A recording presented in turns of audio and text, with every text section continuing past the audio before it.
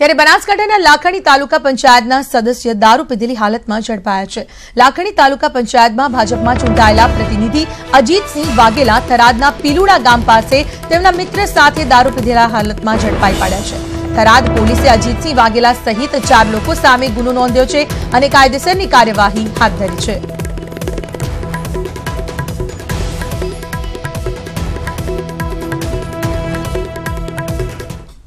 આણંદના Sojitra road પર થયેલા અકસ્માતના રૂવાડા ઉભા કરતા દ્રશ્યો સામે આવ્યા છે। 4 દિવસ પહેલાના અકસ્માતમાં સીસીટીવી સામે આવ્યા છે, જેમાં એક કાર ચાલક કારમાં લાગેલી આગમાં બળીને ભડથું થઈ ગયો। જેમાં જોઈ શકાય છે કે કાર ચાલક પૂરજોશમાં ડિવાઈડર સાથે અથડાય છે અને કાર હવામાં ફંગોળાઈ જાય છે।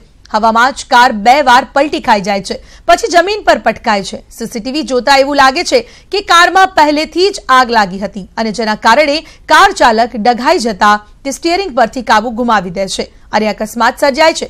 સીસીટીવીમાં જોઈ શકાય છે કે અકસ્માત પહેલા કારમાં આગ લાગેલી હતી। અકસ્માતના દ્રશ્યો ખરેખર હૈયું કંપાવી દેનારા છે।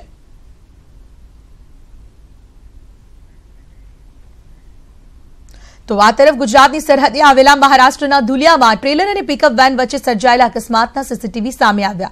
આ અકસ્માતમાં પિકઅપ વેનમાં ડ્રાઈવરનું મોત થયું છે, જ્યારે રસ્તા પર ઉભેલા એક વ્યક્તિનો ચમત્કારિક રીતે બચાવ થયો હતો।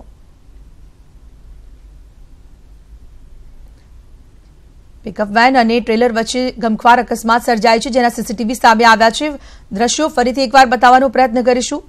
રોડ પર એક એસટી બસ આવીને ઊભી રહે છે અને તેની બાજુમાં જ પાછળથી આવી રહેલા ટ્રેલર ઓવરટેક કરવા જાય છે। તેવા જ સમયે સામેથી પૂરપાટ ઝડપે આવી રહેલી પિકઅપ વેન તેને ધડાકાભેર અથડાય છે અને આ ગમખ્વાર અકસ્માત સર્જાય છે, જેના સીસીટીવી સામે આવ્યા છે। સમાચાર મળી રહ્યા છે કે પિકઅપ વેનના ડ્રાઈવરનું ઘટના સ્થળ પર જ મૃત્યુ થયું છે।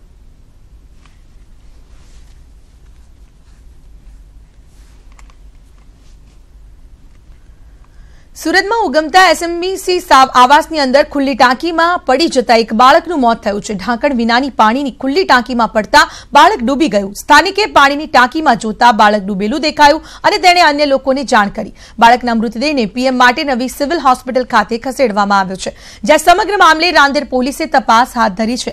મહત્વનું છે કે શિવગંગાનગર આવાસમાં આવેલી 9 બિલ્ડિંગમાં પાણીની ટાંકીના ઢાંકણ નથી।